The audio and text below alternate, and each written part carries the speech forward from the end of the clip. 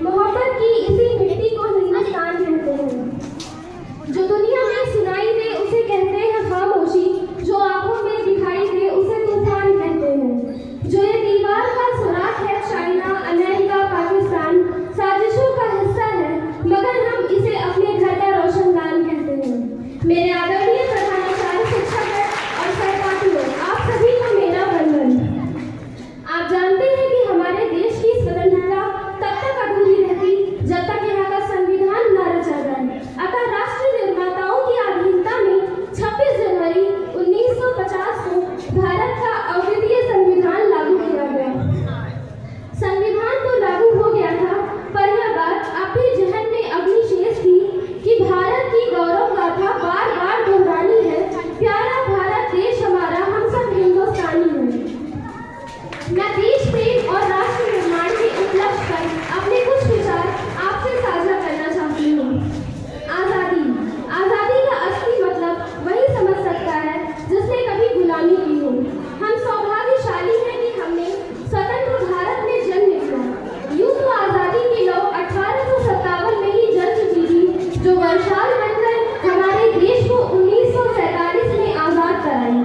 प्राचीन, मध्यकालीन और वर्तमान भारत के उदाहरणों से स्पष्ट करना चाहूंगी कि जब हम फिरंगियों के फेरे में फंस गए थे, तो रंग ने बसंती छोड़ा की एक आवाज पर टोलों के टोले उमड़ आते थे और उनके वंदे मातरम के नारे से खून में आने वाला 5-5 डिग्री का तूफान अंग्रेजी शासकों की जड़ों में तूफान ला देता था।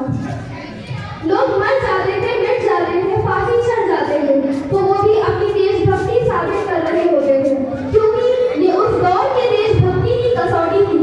उसके बाद 62, 65 और 71 के युद्धों में अपना सुहाग गवा देने वाली औरत जब घर के हालात में ये हो जाया करते थे कि प्यार भी भरपूर गया, मांग का सिंदूर गया, नन्हे नौनिहालों की लंगोटियां चली गई, छोटी छोटी बेटियों की चोटियां चली गई, बाप की कमाई गई, भाई की पढ़ाई गई, ऐसा एक विस्फोट हुआ, तुमने जिस्म की ही बोटियां चली गई। और आज का तो एक आदमी मरा है, किंतु मेरे घर की रोटियां चली गई।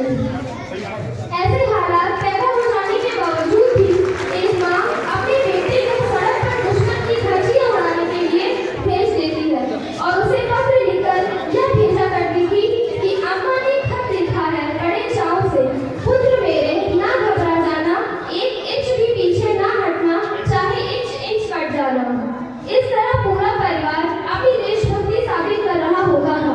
तब देश बलिदान मांगता था, तब देश लड़ जाने को कहता था, तब देश मर जाने को, मिट जाने को, फांसी चढ़ जाने को कहता था, किंतु